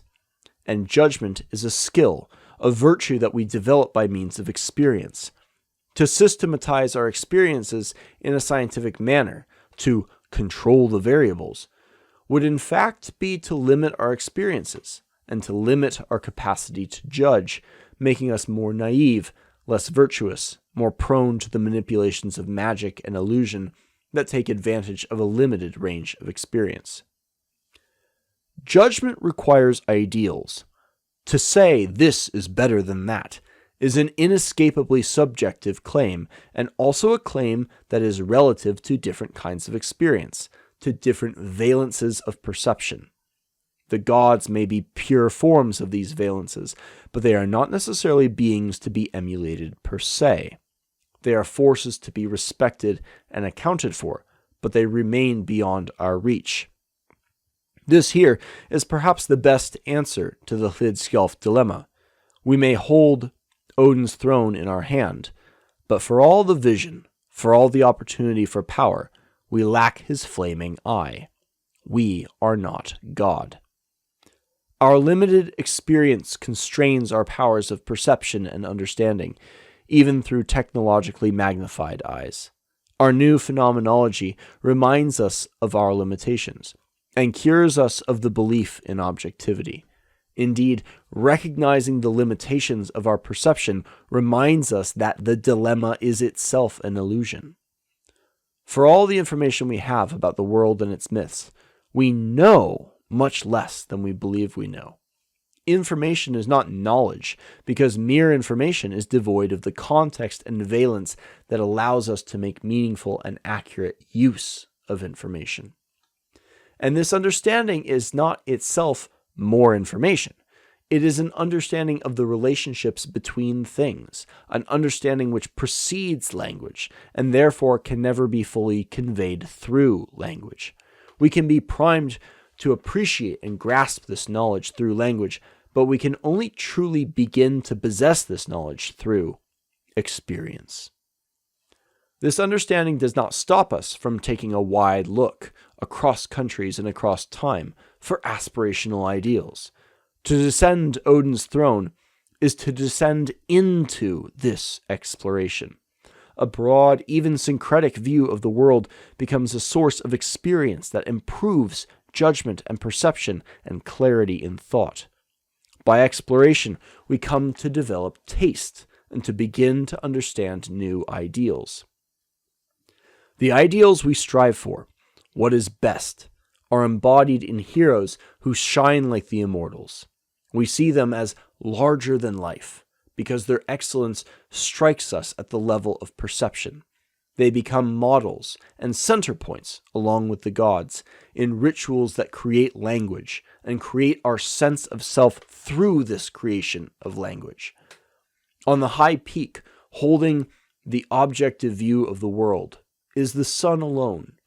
The sun becomes unreachable, yet nonetheless aspirational, ideal that illuminates the task of experience and the development of other ideals. Solar phenomenology, then, picks up where Husserl and Heidegger left off, and applies it in our relationship to the world. Solar phenomenology is the study of how things appear to us directly, with a full embrace of their idiosyncratic diversity in appearances. It does not make claims to universal objective truth, because this cannot be known to us. It belongs to the sun alone. As a study of what is seen under the sun, solar phenomenology pursues the divine surface, with a seasoned understanding of the limitations of our own experience in correctly perceiving the world. It rejects and even mocks grand systems designed to stand in the place of human vision and judgment, while at the same time adopting an empiricist's interest in systems for exploration and discovery. It rejects the neutrality and impossibility of objectivity, with the positive embrace of good, and with it, the task of refining our taste of the good by experience. Solar phenomenology embraces significance of myth and the inextricable relationship between ritual and language, just as it acknowledges light as the source of vision, and so begins its ritual embrace of myth with an embrace of the sun itself. In the light of the sun, gods shine through as emanations not of truth, but of clarity, and heroes burn like stars in the constellations of our own lives. The importance of the body. Solar phenomenology is not the phenomenology of Husserl or Heidegger, which attempted to direct its gaze inward into the process of perception. There, the phenomenon was a means by which we were to study ourselves. Solar phenomenology is satisfied with the phenomena itself, understanding that there is some relationship between ourselves and the world, but unconcerned with working out the precise details of that relationship in theoretical terms prior to experience. However, solar phenomenology is still a study. It is not a collapse into relativism, accepting our varying and sometimes competing experiences of the world as equal, not least because on their face they do not appear as equal. A superficial, which is here sufficient, study of appearances reveal broad patterns of agreement in what constitutes beauty and goodness. Health is better than sickness. Strength is better than weakness. Intelligence is better than stupidity. We value symmetry, balance, grace, and other signs of life and health. And within any number of more precise domains, patterns of preference emerge among those with the most experience. It is readily apparent that our personal condition modifies our taste and aesthetic appreciation. From Nietzsche asserting that we necessarily have, quote, the philosophy of one's personality, to Mishima's meditations on the, quote, nocturnal thought of the men with, quote, dry, lusterless skins and sagging stomachs.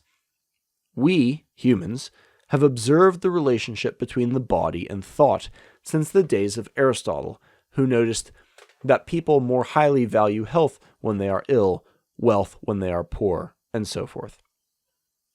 As a pursuit of excellence, clarity, and good judgment, solar phenomenology does not merely study appearances, but approaches appearances as they appear to strong, healthy, life-affirming eyes, to the tastes of the form of being that we ourselves wish to emulate. Thus, the body becomes a key to unlocking our approach to clarity, excellence, and judgment. This is not to say that solar phenomenology requires innate physical excellence, nor even that all with strong and healthy bodies will possess this frame of mind. Mishima and Nietzsche were themselves both decadents, who turned their natural skills and tendencies away from the pursuit of truth through language, both having gone further in that direction than most of humanity could ever hope to travel, and instead redirected their efforts towards appearance and health. If solar phenomenology owes a debt in groundwork to Husserl, Heidegger, and Gadamer, it owes just as much of a debt to the self-overcoming of Nietzsche and Mishima, who managed to overpower their own nocturnal tendencies in the pursuit of clarity, excellence, and judgment. They did this by finding the roots of these virtues, which were not incorporeal abstractions, but present in the world, right there in their own bodies. Both thinkers used the body as a tool to explore thought by long hikes in the mountains and by rigorous outdoor physical training, respectively. A phenomenology that neglects the body cannot be relied upon in the pursuit of excellence, because our body is the very thing that perceives the world. The unhealthy and the ugly will tend to subvert and reverse all appearances for the sake of power, as we see occurring in various political movements today. However, there are also those who pursue truth by delving far into a single category. They dedicate themselves completely to a single field. Such people cannot help but grow to interpret the world through this field.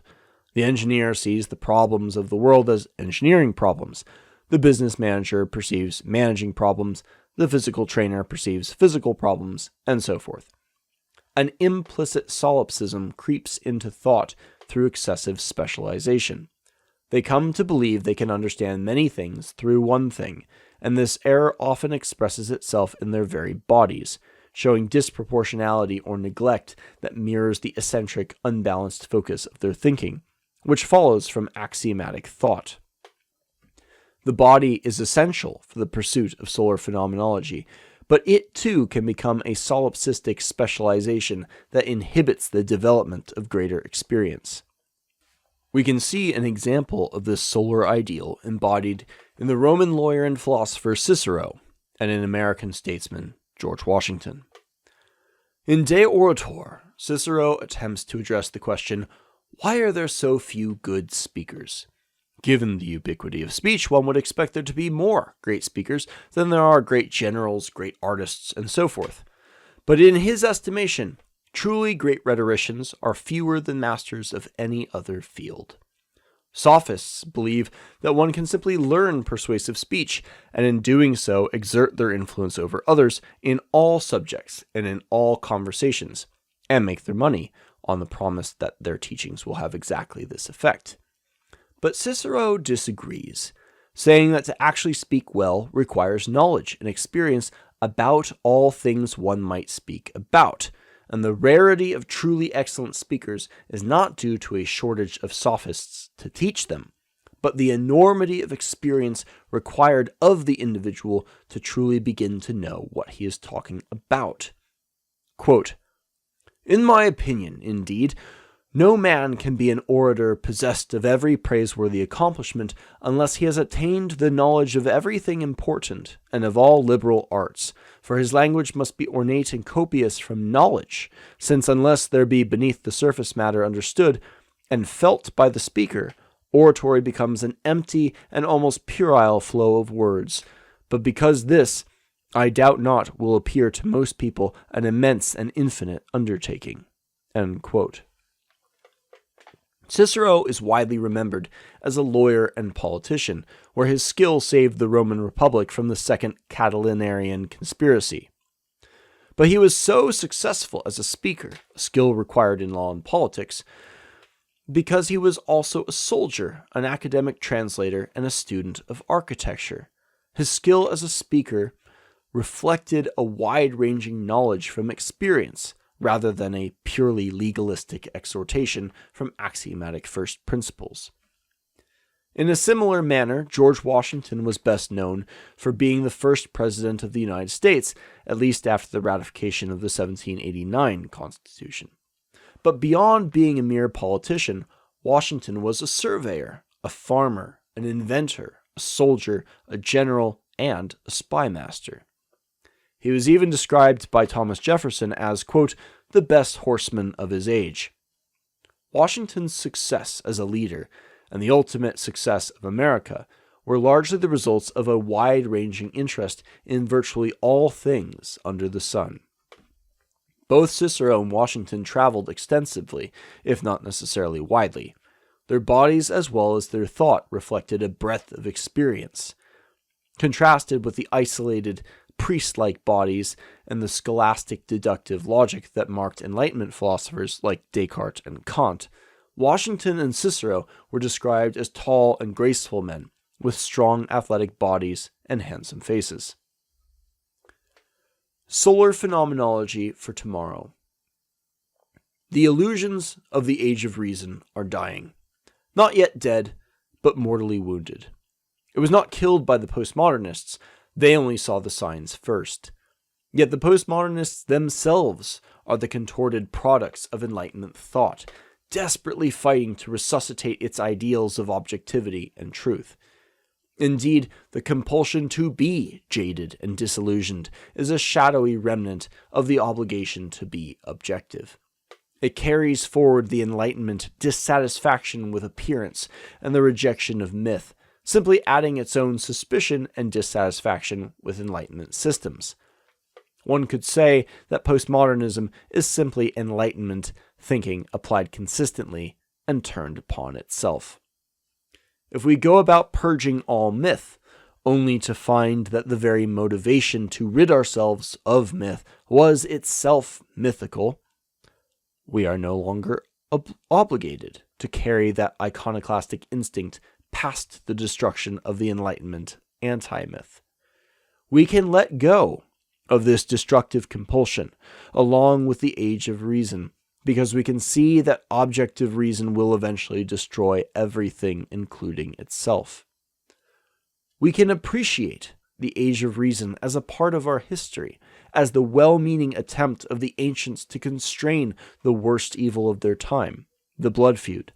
We can even commend its success in accomplishing this goal. Its champions could not have known the price in advance, not just in terms of warfare on an unprecedented scale, but in the decline of personal virtues and excellence, of honor, and the heralding of the last man in the destruction of our culture and our society.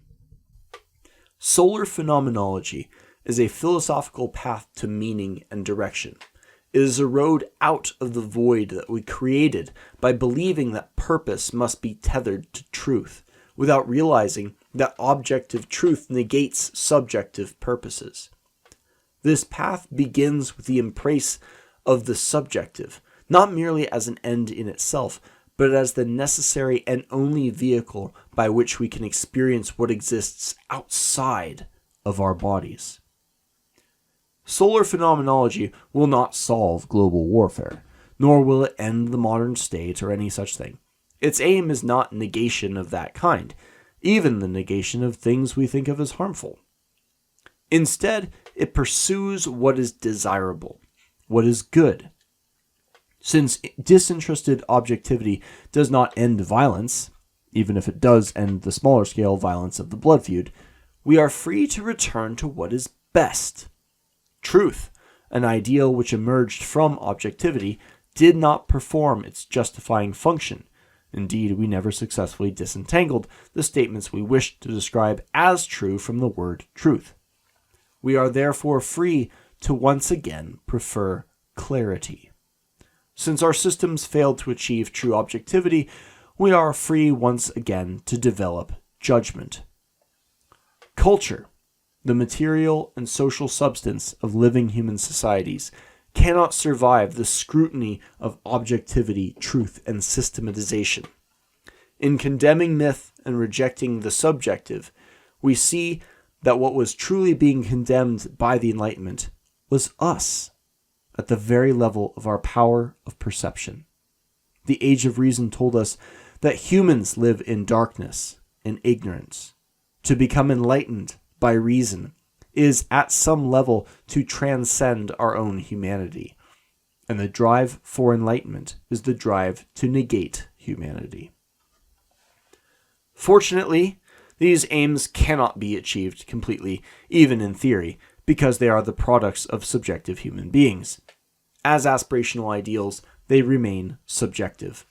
But this leaves everything open to criticism from a higher, more destructive position of objectivity, because of the idealization of objectivity and reason. The Age of Reason invites postmodernism and the devouring of all culture. But the pursuit of clarity, goodness, and judgment cannot help but create culture, because it affirms our own being. It does this by affirming our vision, and faith in our own power of perception is also praise to the sun which makes vision both possible and good, and not an illusion to be distrusted and escaped. This reorientation does not reject the use of objectivity as a means to pursue some end. For instance, a man employing a scientific process of objective investigation in order to build a bridge, or to become stronger, or to strengthen his marriage. The desire for the bridge, or muscles, or for a relationship was not itself a scientific premise, but a personal desire for what is good, unbound by any need to justify itself to truth. Relative objectivity in method is justified by the good, rather than goodness judged against some ever-receding standard of objectivity. The pursuit of excellence, clarity, and judgment requires experience. We must begin, as Aristotle says, with doing things. Quote, "Now each man judges well the things he knows, and of these he is a good judge. And so the man who has been educated in a subject is a good judge of that subject, and the man who has received an all-round education is a good judge in general. Hence a young man is not a proper hearer of lectures on political science, for he is inexperienced in the actions that occur in life, but its discussions start from these and are about these." End quote.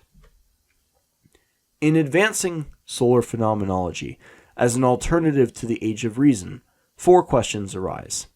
First, do we need to go about actively bringing the Enlightenment to an end? Second, what are we to do about the postmodernists? Third, what should we do about blood feuds, if blood feuds are to reemerge in the absence of the intellectual constructs that have held them at bay? And fourth, is there still any place for philosophy in solar phenomenology? The collapse of the Enlightenment and its ideals will generate a vacuum, exactly the death of God articulated by Nietzsche, which we have already described. It is true that we have already begun to experience this void, but our society has not collapsed.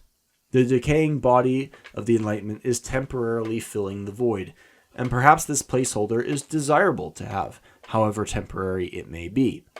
It seems unlikely that good ideas are best achieved in the heat of chaos, or if they are achieved at a high human price by trial and error. There is very little cost in working under an existing Enlightenment-based system while we contemplate what might come next.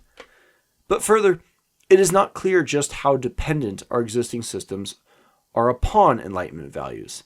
The trial of Aeschylus speaks of justice, but the trial of the blood price on Achilles' shield speaks of no such abstractions. It only describes the conflict and offers a reward to whoever speaks best, in explicit terms of clarity and judgment.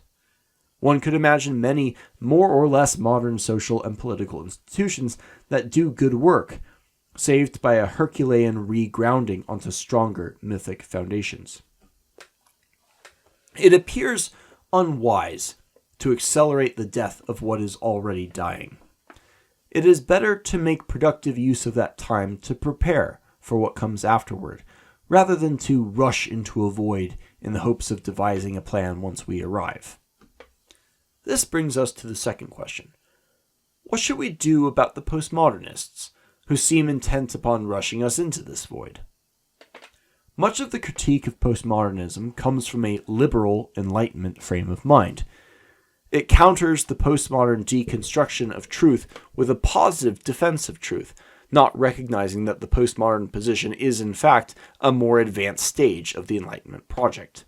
By contrast, the solar approach and the counter to the destructive impulse of postmodernism is creation. This new creation must be built upon a more defensible hill. But this is not difficult when the justification for new culture is not objective truth, but subjective good. There is no postmodern criticism of this. A postmodernist might ask pointedly if something is truly good, thereby revealing a latent loyalty to or cynical abuse of objectivity. But such a challenge loses its corrosive power when objectivity was never the justification or aim. Creation, done explicitly for the subjective good, is beyond the jurisdiction of the postmodernist. But after this creation, what will we do about blood feuds, should they return? Let us set aside the obvious fact that war on a global scale is far worse than a blood feud, and that even if we simply had to live with blood feuds again, it would likely be an acceptable trade-off if we were able to rid ourselves of industrial modern war in the process. Blood feuds were still the worst evils of their day, and are no small problem to simply accept. We are here rejecting the complete answer to the blood feud, Aeschylus' transformation of justice and the subsequent age of reason, because the cure has been worse than the disease.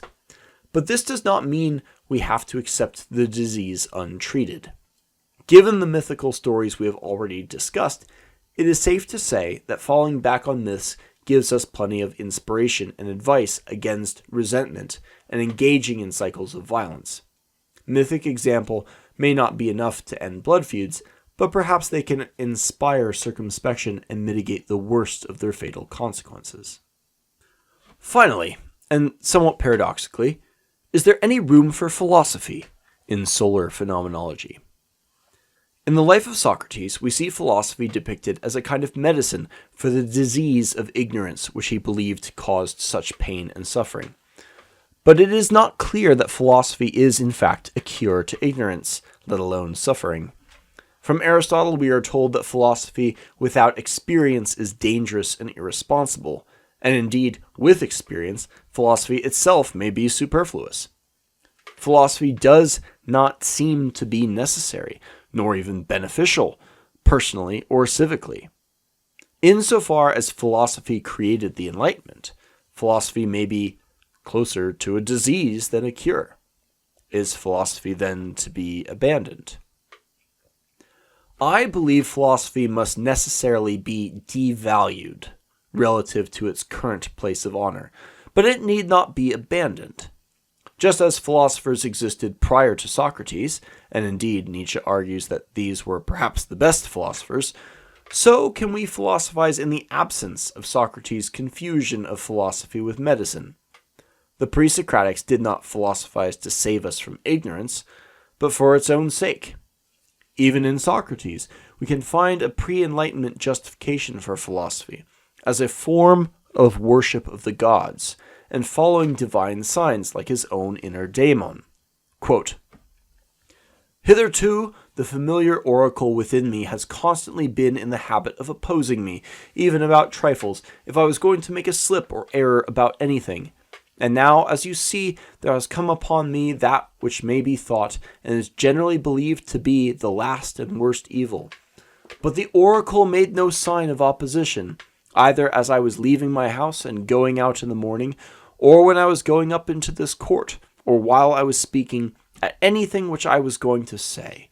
And yet I have often been stopped in the middle of a speech. But now in nothing I either said or did touching this matter has the oracle opposed me. What do I take to be the explanation of this? I will tell you. I regard this as a proof that what has happened to me is a good, and that those of us who think that death is an evil are in error.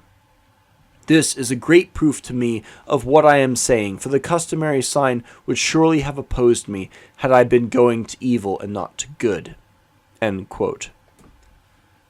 We have seen science abused and corrupted, transformed from a method of pursuing knowledge of the world into a system for browbeating and dominating others in the domain of civic policy. This abuse in turn corrupted science itself in its methodology and integrity, as the interest of power often finds greater use in fraud and misinterpretation than in curious and slow exploration. A similar dynamic exists in philosophy, and a similar solution too. Philosophy is not itself a problem, any more than science is a problem. The problem is the civic application of science or philosophy to grand problems of human existence that are perhaps ineradicable. Problems like ignorance, hubris, and vengeance. These are not problems that science or philosophy can solve, because the single source of these problems is us. To solve such problems would require a grand system to replace human action and choice comprehensively. Solar phenomenology approaches these problems individually and in the individual. It is not individualism, nor is it collectivism, but a recognition of the importance of language and the body in our experience of the world, and a rejection of any attempt to understand, let alone save, the world without an initial foundation in judgment based upon experience. By affirming our own vision, we affirm ourselves and our power to address the problems in life without turning them into a problem of life. After all, we often find examples of beauty, nobility, and excellence alongside experiences of loss, sadness, and despair. The literary genre of tragedy exemplifies the bittersweet experience of these pairings. To the degree that tragedies capture some general quality of life, they present us with a choice. Do we focus our gaze upon the suffering as something intolerable that must be cured? Or do we instead focus our eyes on the good, made all the more excellent by its contrast with the inevitable pain that comes with life?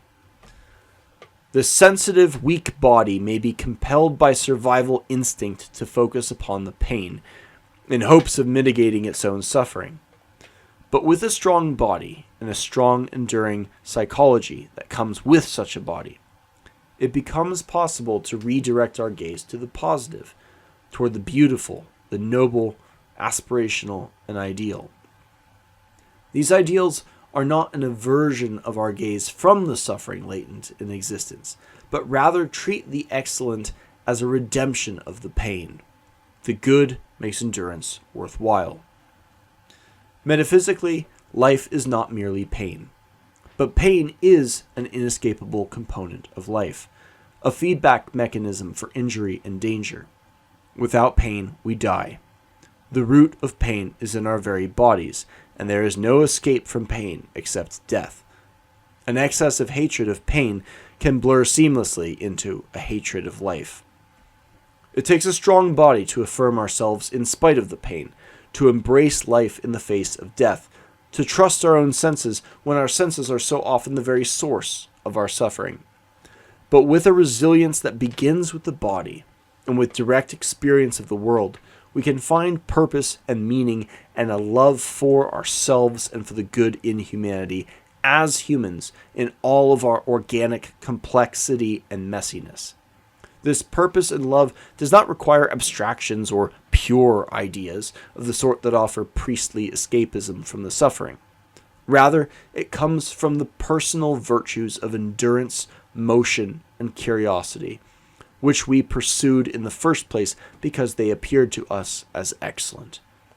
And in time we may once again see a civilization that is good, that is rising like the sun, illuminated by the light of clarity, which is ours because it is good in our judgment, in our eyes.